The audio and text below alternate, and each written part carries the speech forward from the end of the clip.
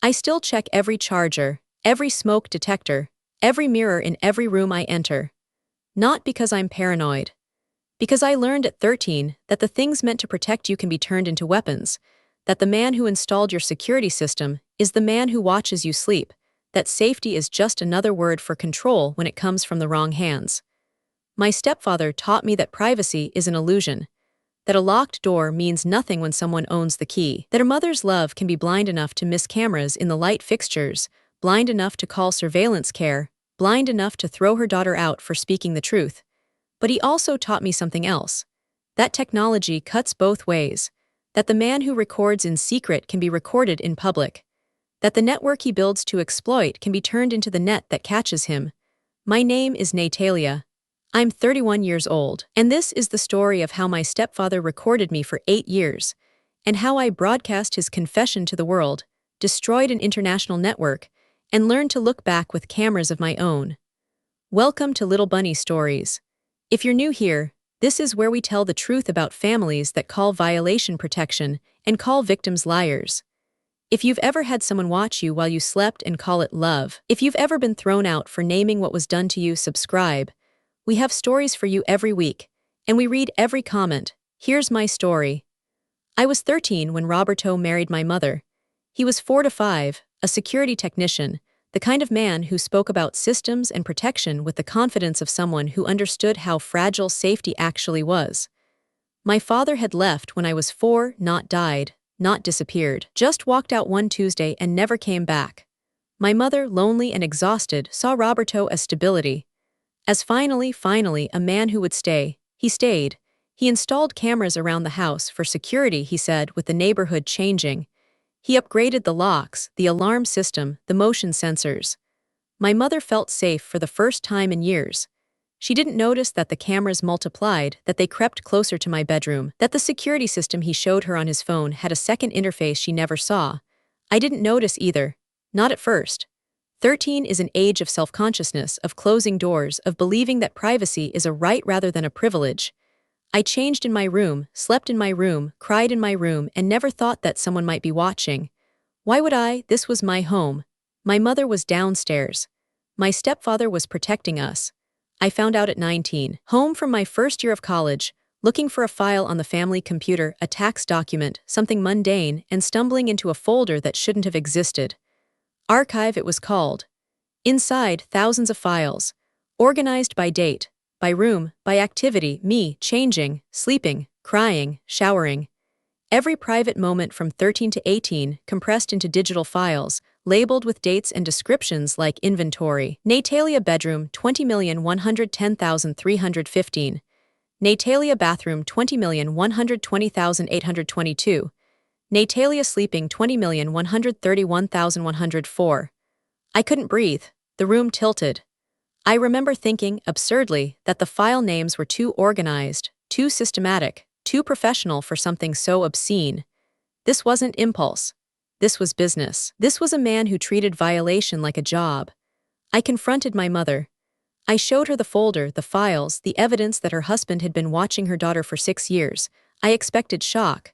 Rage, the protective fury of a mother whose child had been harmed. I got denial. Roberto loves you, she said, not looking at the screen. He's been worried about you. Teenagers get into trouble. He was keeping an eye out, for your safety. Mom, I said, my voice breaking. These are in my bedroom, in my bathroom. He's been recording me since I was 13. He's a security professional, she said, her voice rising, defensive. He knows what he's doing. If he installed cameras, it was because he was concerned. You were always sneaking out, meeting boys. I never snuck out. I never met boys. I was 13, Mom. I was a child. She slapped me, hard. The first time she'd ever hit me. You will not destroy this family, she said, her voice shaking. Roberto has been good to us. He stayed, he provides. If you can't accept his care, you can't be here. I left that night. With a backpack, the cash I'd saved from summer jobs, and a USB drive with copies of everything I'd found. I didn't go to the police.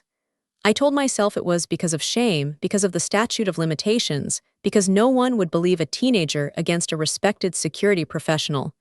But really, it was because of her. Because if my own mother wouldn't believe me, why would strangers? I lived in shelters, finished high school through night classes, working days at a laundromat. I was smart, always had been, and I focused that intelligence on escape. Scholarships, grants, financial aid. I got into a state university for computer engineering, graduated with honors, and built a career in cybersecurity. The irony wasn't lost on me. I spent my days protecting systems from intrusion while living with the knowledge that my earliest years had been defined by it. I didn't look back. Not for 10 years. Not until the message came. It was from Emma, my stepsister. My mother's daughter with Roberto, born 2 years after the wedding, the child I'd never really known because I'd been thrown out before she was old enough to remember me. Natalia, the message read, I found something. I don't know who else to tell. Mom won't listen, please. I almost didn't respond. Emma was 15, a stranger, connected to the family that had rejected me. But something in the message, the desperation, the familiarity of that phrase, won't listen, made me answer. We met in a coffee shop. Emma was thin, nervous, with our mother's eyes and Roberto's jaw. She didn't look at me directly, kept her phone clutched like a shield. He's recording me, she said, barely audible. Cameras, in my room, in the bathroom. I found them, I showed Mom. She said he's just protective, that I shouldn't make things up, that I could end up like you. Like me, I repeated. The words tasted like old wounds. I looked you up, Emma continued. Found out you left.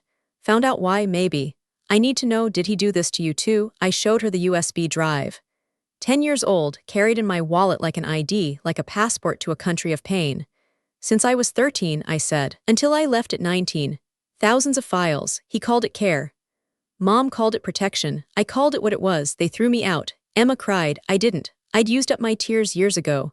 But I held her hand, and in that touch I felt something I hadn't expected. Responsibility. Not for what was happening to her, that was Roberto's crime, my mother's failure, but for what I could do about it. There's more, Emma whispered. He's not just watching. He's selling. I found emails, transfers, something about exclusive content and premium subscribers. He's making money from me, Natalia, from us, from what he records. The world narrowed. The coffee shop noise faded. I was 13 again in my bedroom, changing unaware.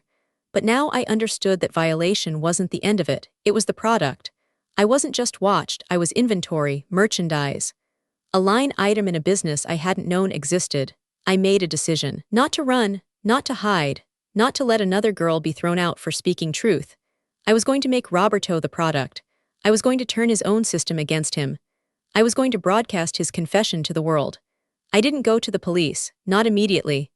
I'd learned enough about systems, security systems, legal systems, systems of power, to know that Roberto was protected. He was a respected professional, a concerned stepfather, a family. Emma was a teenager, hormonal, imaginative, looking for attention.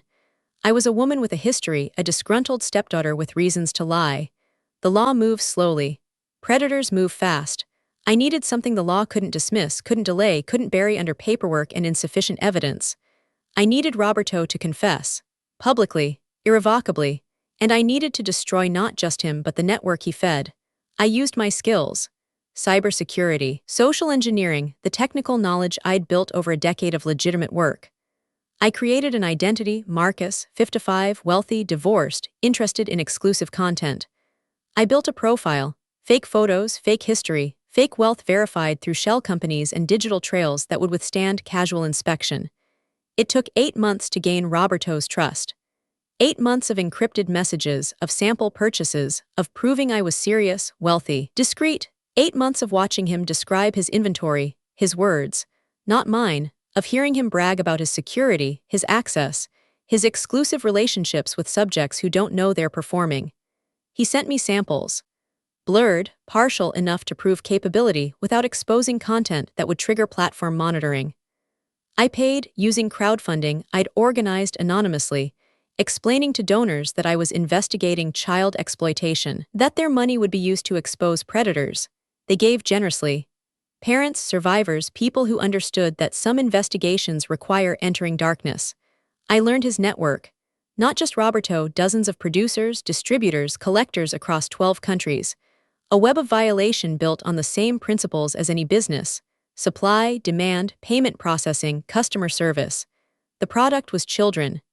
The customers were wealthy, protected, anonymous. I mapped it all.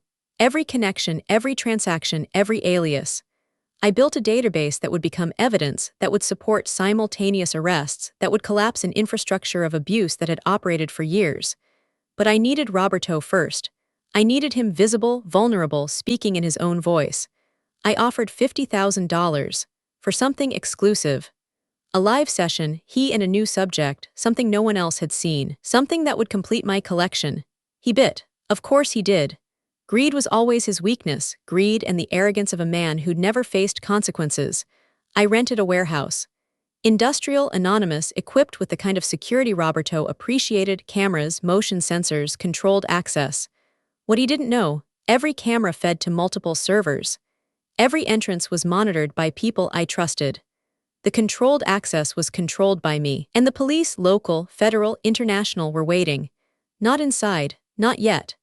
I needed the confession first, the live broadcast, the moment when Roberto would expose himself in ways that no lawyer could explain away.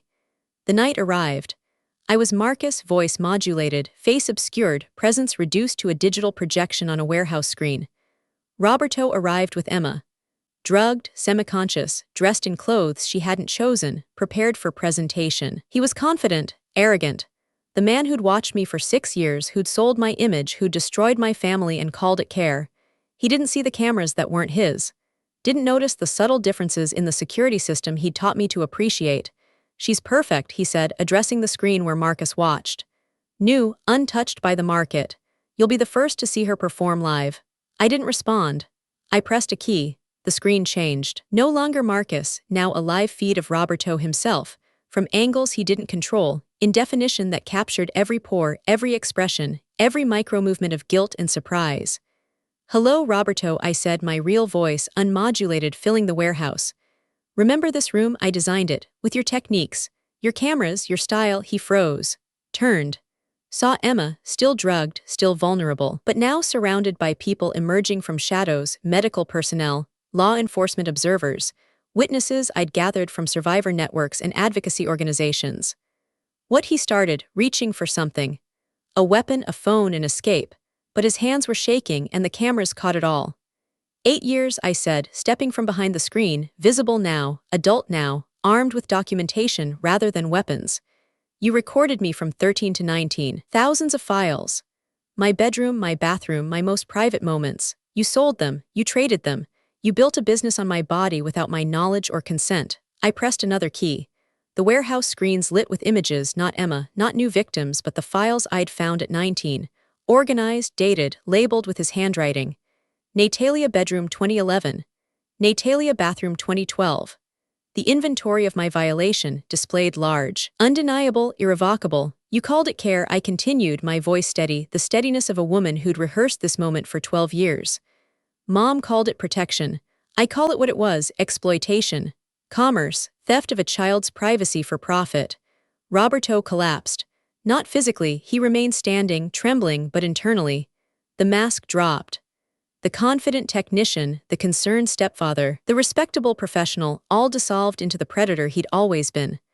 "I never touched anyone," he whispered, the first words of his confession spoken to cameras he didn't control. "I only watched. I only recorded. I never." "You sold," I interrupted. "You distributed, you profited. And never touching doesn't make you innocent, Roberto, it makes you a CEO. You built a network, you supplied product, you managed inventory." I gestured to Emma, unconscious but safe, surrounded by medical staff. "She's not product, she's your daughter. And you were going to sell her like you sold me." He wept, confessed, begged.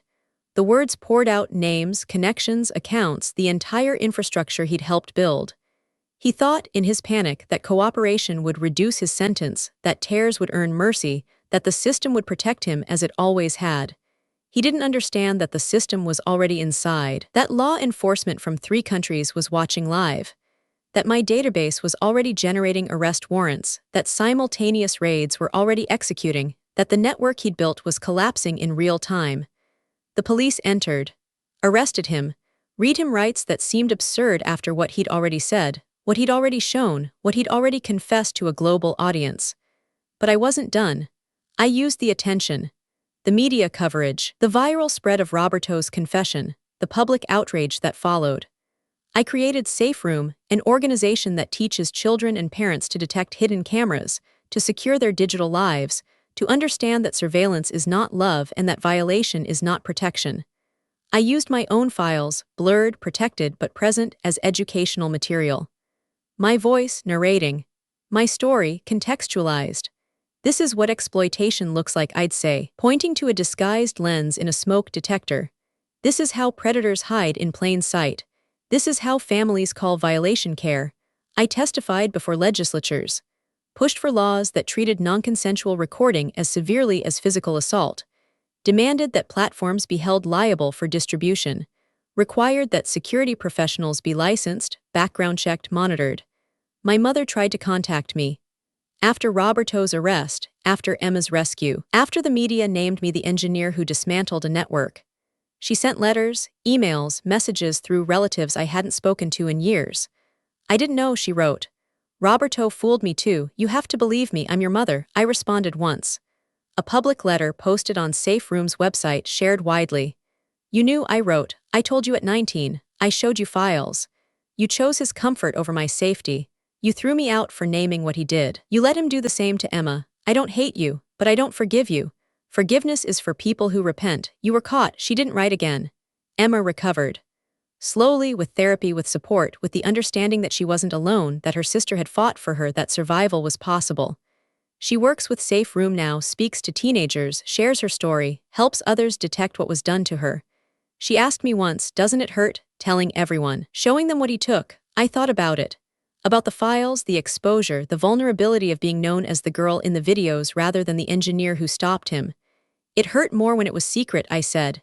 Secrets give power to the person who holds them. Broadcasting takes that power back.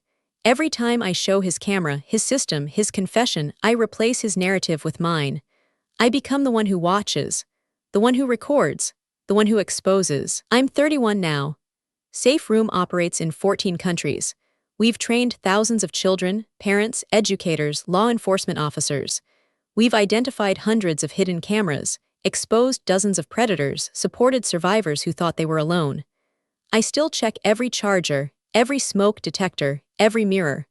Not because I'm afraid, because I'm aware. Because the man who taught me that privacy is an illusion also taught me that awareness is power, that the watched can become the watcher, that the system of control can be reversed. I have a partner now. Another engineer, someone who understands my habits, who checks with me rather than questioning me, who knows that love is not surveillance and trust is not blindness. We have a home with real security, transparent, consensual, controlled by us rather than imposed on us. And I have Emma. Not as a victim to protect, but as a colleague, a sister, a fellow survivor who chose to fight rather than hide. We speak together, work together, check each other's spaces for the devices that shouldn't be there. Roberto is in prison. Not for life. The sentences for non-contact offenses are shorter than they should be. But he's registered, monitored, restricted from any technology that could record. His network is destroyed. His customers are identified, arrested, exposed. His name is synonymous with the crime he committed, the confession he gave, the broadcast that ended his freedom. Sometimes I visit the warehouse where it happened. Now a Safe Room training facility, filled with examples of hidden cameras, with survivors' stories, with the technology of protection rather than violation. I stand where Roberto stood, where he confessed, where his mask finally dropped, and I feel something I didn't expect. Not satisfaction, not victory, presence. The sense of being fully in my body, in my story, in my power. The girl who was watched in secret has become the woman who watches publicly, who records for justice, who broadcasts truth rather than shame. I'm Natalia. I'm 31 years old. I have a stepsister, an organization, and a habit of checking mirrors that my partner understands. I have a past that was recorded without consent, and a present that I document deliberately, carefully for the protection of others. I learn to look back, with cameras of my own. See you in the next story.